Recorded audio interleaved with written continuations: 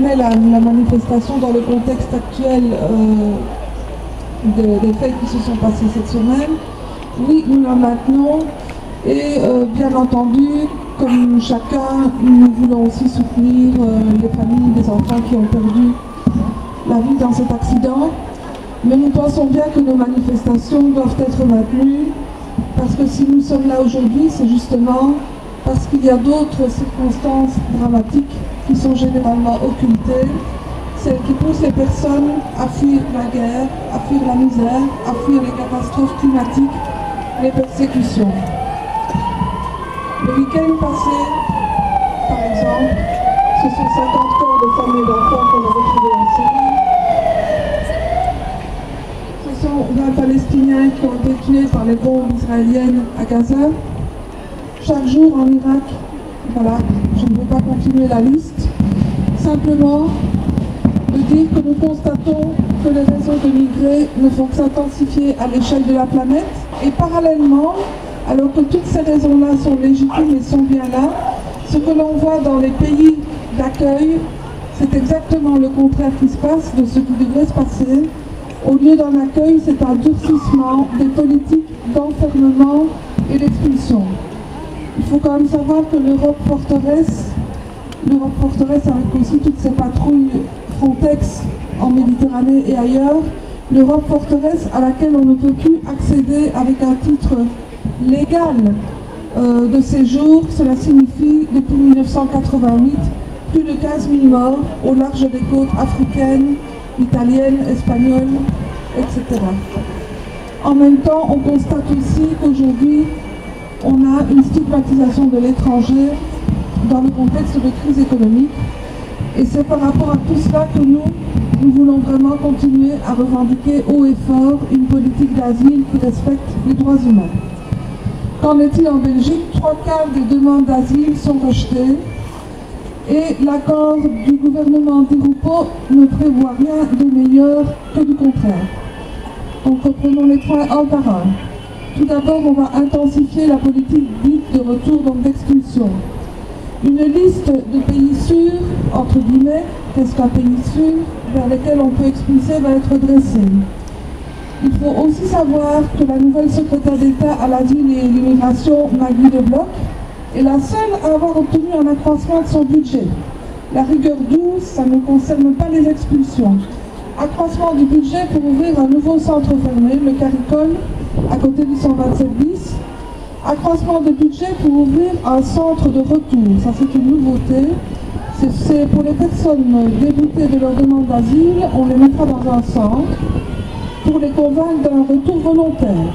Et en sachant que si on n'accepte pas le retour volontaire dans ce centre, eh bien, on n'aura plus qu'à les prendre et les changer de centre, les mettre dans le centre fermé pour l'expulsion. Donc c'est ça qui se passe pour le moment. Et nous voulons aussi rappeler qu'il y a 10 jours, il y a eu un vol militaire, donc 20 Congolais ont été expulsés vers Kinshasa, parmi lesquels un certain nombre d'opposants à Kabila. Et là aussi, on nous promet de multiplier ces vols militaires qui sont des expulsions collectives, accompagnées par l'armée et auxquelles il n'y a aucun moyen de résister, auxquelles aucun témoin ne peut assister. Nous voulons aussi revenir un peu, je ne vais pas être longue, rassurez-vous, mais revenir sur la question de la politique de régularisation. Parmi les gens qui sont expulsés aujourd'hui, il y en a un certain nombre qui avaient choisi, en écoutant les bonnes paroles gouvernementales de Melchior Watley à l'époque, de sortir de la clandestinité et d'introduire un dossier de régularisation en 2009. En 2010, il y a eu une série de réponses positives pour ces dossiers. Aujourd'hui, il n'y en a plus que des négatives. Réponses négatives sous des prétextes divers, par exemple, le document fourni par l'ambassade n'est pas le bon. Si on demande une régularisation pour un contrat de travail, il manque quelques centimes pour arriver au salaire minimum.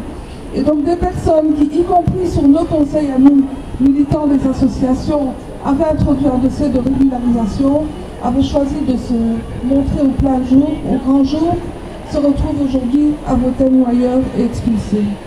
Nous revendiquons vraiment une autre politique. Nous pensons que suite à cette régularisation restrictive, ce qu'il faut vraiment, c'est une commission permanente de régularisation et c'est le seul moyen de sortir de cette situation où finalement on garde une série de personnes dans la clandestinité qui sont surexploitées dans des secteurs comme l'agriculture, comme l'oreca, comme le textile ou le nettoyage, la construction. Et ces personnes qui font finalement qu'on a une division entre travailleurs avec et sans papier. Pour terminer, je voudrais simplement dire pourquoi on a choisi cette année de revenir ici, à la Citadelle, et non pas de partir de la place Saint-Lambert. La Citadelle a été pendant la Seconde Guerre mondiale un lieu d'exécution des personnes qui se battaient contre la dictature nazie, un lieu d'exécution, un lieu de détention provisoire avant que ces personnes soient envoyées dans les camps de la mort. Et donc ça nous semblait important à nous de rendre hommage à cette résistance, à ces résistants et à ces résistantes, et de nous rappeler à nous tous que nous avons nous aussi un devoir de résistance face à l'inacceptable.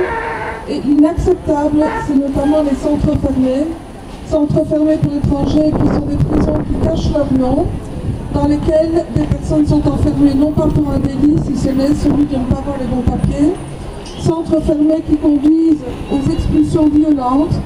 Il faut quand même rappeler peut-être comment ça se passe une expulsion violente, et sans doute il y en a encore une hier, certains ont reçu peut-être le message à ce sujet.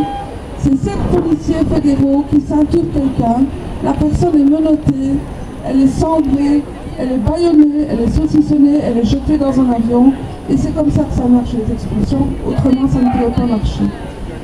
Voilà, je ne vais pas en dire plus et je vais donner la parole à Alain qui pourra témoigner et parler mieux que moi de cet univers